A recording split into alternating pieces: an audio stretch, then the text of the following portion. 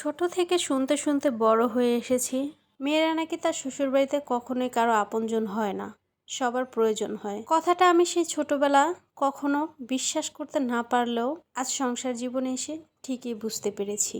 আপনি আপনার শ্বশুরবাড়িতে সারাদিন সবার জন্য যতই করেন না কেন, কিন্তু শ্বশুরবাড়ির লোকজন আপনার একটু ভুল খুঁজে পাক, দোষ খুঁজে পাক, দেখবেন তাদের কি ব্যবহার আপনার প্রতি। হ্যালো সবাইকে, সবাই কেমন আছেন? আর আজকে আমি খুবই সাধারণ একটা রান্না নিয়ে চলে আসছি। সবার হাতের রান্না তো আর এক হয় না, তবে আমার রান্নাটা আপনাদের কাছে কেমন হয়েছে আর আমার ভিডিওগুলো আপনাদের কাছে কেমন লাগে সবাই অবশ্যই কমেন্ট করে বলবেন। আর আজকে আমি কি রান্না করছি ভিডিওর শুরুতেই তো আপনারা বুঝে গেছেন। আজকে আমি তেলাপিয়া মাছ দিয়ে আলুর ঝোল করব। প্রথমে মাছটা ভেজে নিয়ে তারপর আরেক চুলায় ভাত বসিয়ে দিয়ে এখানে আমি আবারও আরেক চুলায় বসিয়ে দিয়েছি মাছ রান্নার মশলাটা আমি খুব ভালোভাবে কষিয়ে নিব। আর তরকারির মশলাটা আপনি যত ভালো করে কষাবেন তরকারির স্বাদটাও কিন্তু তত বেশি আসবে।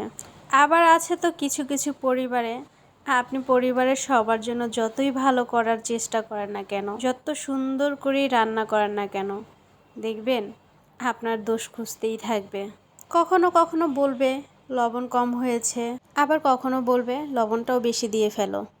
কিন্তু আপনার খুশির জন্য দেখবেন আপনাকে কেউ কখনো বলবে না আজকের রান্নাটা কিন্তু খুব ভালো হয়েছে।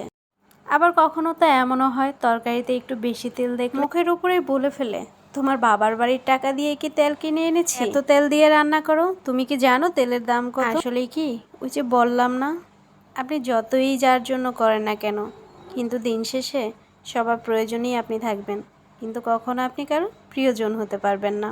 আজকে অনেক গল্প করতে করতে রান্নাটা সেরে ফেললাম। আর আমার রান্নাটা কেমন হয়েছে সবাই অবশ্যই কমেন্ট করে বলবেন। আর আমি খুব সহজভাবেই রান্না করেছি, আপনারা চাইলে আমার মতো করে রান্নাটা ট্রাই করে দেখতে পারেন, তরকারিটা খুব বেশি মজার হয়। আর এবার আমি বেশ কয়েকটি কাঁচামরিচ দিয়ে জিরার ফাঁকি দিয়ে তরকারিটা নামিয়ে ফেলবো। আল্লাহ হাফেজ।